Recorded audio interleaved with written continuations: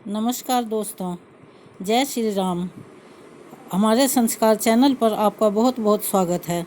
आज हम आपके लिए एक ऐसी पौराणिक कथा लेकर आए हैं जिसमें कि नारद जी को घमंड होने के कारण उनकी बुद्धि विचलित हो गई थी।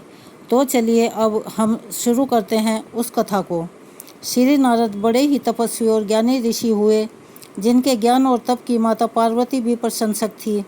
तब ही एक दिन माता पार्वती श्री शिव से नारद मुनि के ज्ञान की तारीफ करने लगी। शिव ने पार्वती जी को बताया कि नारद बड़े ही ज्ञानी हैं, लेकिन किसी भी चीज़ का अहंकार अच्छा नहीं होता। एक बार नारद को इसी अहंकार के कारण बंदर बनना पड़ा था। यह सुनकर माता पार्वती को बहुत आश्चर्य हुआ। उन्होंने श्री शिव भगवान से पूरा कारण जानना चाहा। तब श्री शिव ने बतलाया, इस संसार में कोई कितना ही बड़ा ज्ञानी हो, लेकिन श्री हरि जो चाहते हैं वो उसे बनना ही पड़ता है। नारद को एक बार अपने इसी तप और बुद्धि का अहंकार हो गया था। इसीलिए नारद को सबक सिखाने के लिए श्री विष्णु को एक युक्ति सूझी। हिमालय पर्वत में एक बड़ी पवित्र गुफा थी। उस गुफा के निकट ही गंगा जी बहती थी। वह परम पवित्र गुफा नारद जी को अत्यंत सुहावनी लगी। वहाँ के पर्वत, नदी और वन को देखकर उनके हृदय में श्री हरि विष्णु की भक्ति अत्यंत बलवती हो उठी और वे वहीं बैठकर तपस्या में लीन हो गए। नारद मुनि की इस तपस्या से देवराज इंद्र भयभीत हो गए कि कहीं देव ऋषि नारद अपने तप के बल से उनका स्वर्ग नहीं छीन लें। इंद्र ने नारद की तपस्या भंग करने के लिए कामदेव को उनके पास भेज दिया। वहां पहुंचकर कामदेव ने अपनी माया से वसंत ऋतु को उत्पन्न कर दिया। पेड़ और पत्ते पर रंग बिरंगे फूल खिल गए, कोयले कूकने लगी और भौरे गुंजार करने लगे। कामाग्नि को भड़काने वाली शीतल मंद सुगंध सुहावनी हवा चलने लगी। रंभा आदि अप्सराएं नाचने लगी, किंतु कामदेव की किसी भी माया का नारद मुनि पर कुछ भी प्रभाव नहीं पड़ा।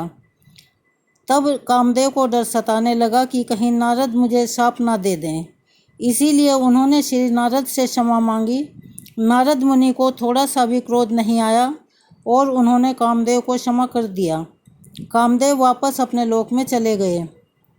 कामदेव के चले जाने पर नारद मुनि के मन में अहंकार हो गया कि मैंने कामदेव को जीत लिया। वहाँ से वे शिवजी के पास चले गए और उन्हें अपने कामदेव को हराने का हाल कह सुनाया। भगवान शिव समझ गए कि नारद को अहंकार हो गया है।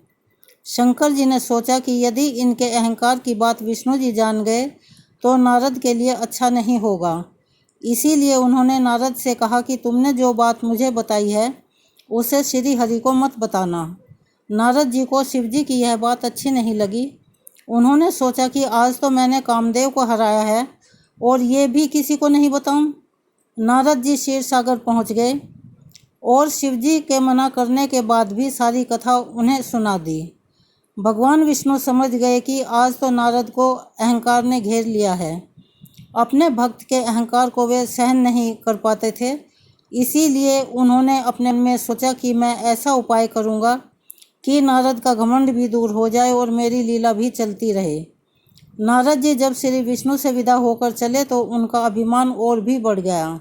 इधर श्री हरि ने अपनी माया से नारद जी के रास्ते में एक बड़े ही सुंदर नगर को बना दिया।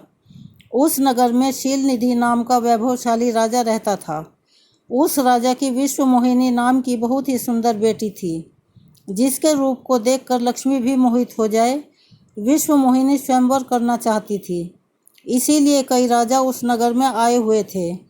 नारद जी उस नगर के राजा के यहाँ पहुँचे तो राजा ने उनका पूजन करके उन्हें आसन पर बैठाया।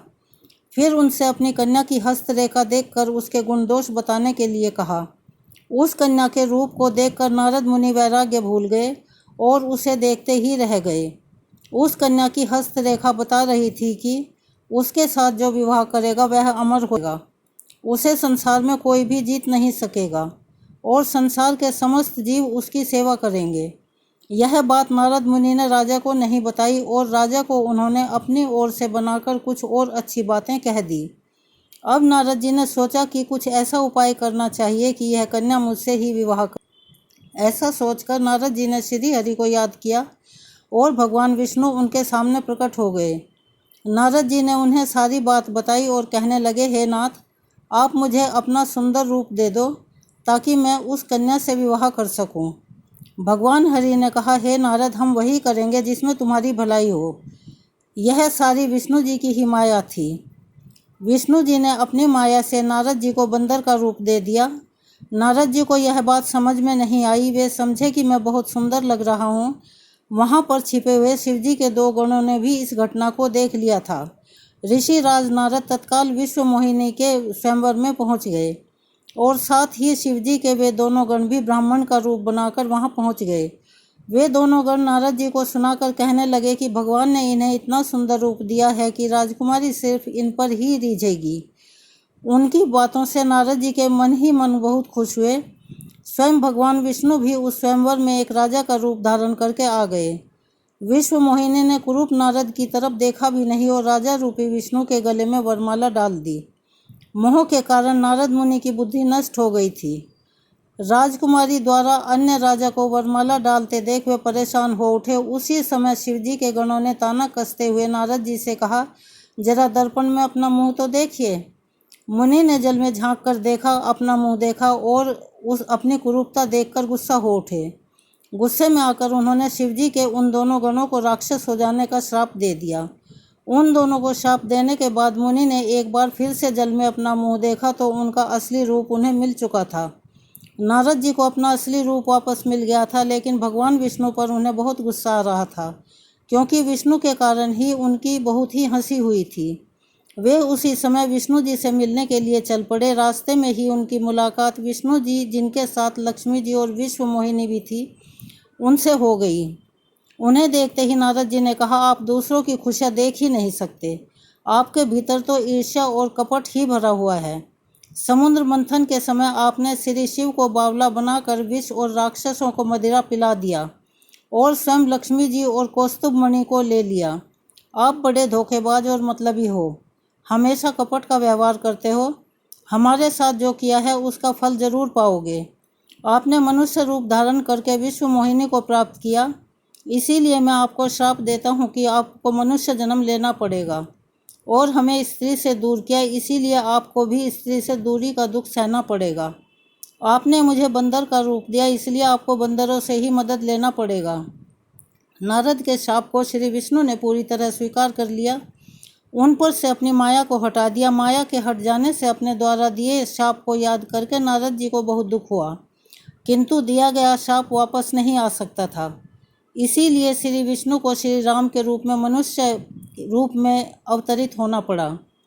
शिवजी के उन दोनों गणों ने जब देखा कि नारद अब माया से मुक्त हो चुके हैं, तो उन्होंने नारद जी के पास आकर और उनके चरणों में गिरकर कहा, हे मुनिराज, हम दोनों शिवजी के गण हैं। हमने बहुत बड़ा अपराध किया है, जिसके कारण हमें आपसे श्राप मिल चुका है। अब हमें अपने श्राप से मुक्त करने की कृपा करें। नारद जी बोले, मेरा श्राप झूठा नहीं हो सकता, इसीलिए तुम दोनों रावण और कुंभकर्ण के रूप में महान ऐश्वर्यशाली, बलवान तथा तेजवान राक्षस बनोगे और अपनी भुजाओं के बल से पूरे विश्व पर विजय प्राप्त करोगे। उसी समय भगवान विष्णु राम के रूप में मनुष्य शरीर धारण करेंगे। युद्ध में तुम दोनों उनके हाथों मारे जाओगे और तुम्हारी मुक्ति हो जाएगी। अगर आपको हमारी ये वीडियो पसंद आई हो तो प्लीज़ हमारे चैनल को सब्सक्राइब करें, ज़्यादा से ज़्यादा शेयर करें और ऐसी ही और कहानियाँ सुनने के लिए और जानकारी प्राप्त करने के लिए हमें सहयोग दें। धन्यवाद।